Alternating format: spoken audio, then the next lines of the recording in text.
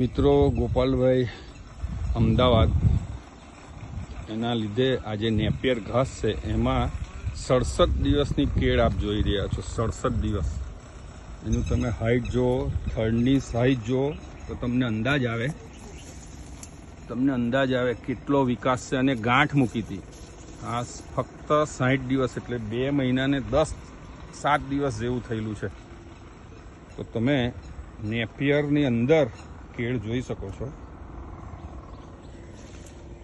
તો જે આપણી માન્યતાઓ છે કે ઘાસ હોય ને બધું કાઢી નાખીએ, એને ગ્રામોઝોન ને બધું મારીને જે ખલાસ કરી નાખીએ જમીનને, નિંદામણ નાશક દવાઓનો ઉપયોગ કરીને જમીનને જે બંજર બનાવીએ છીએ, એ વસ્તુ તમે તમારા મગજમાંથી કાઢી શકો એવા નિદર્શન પ્લોટ છે।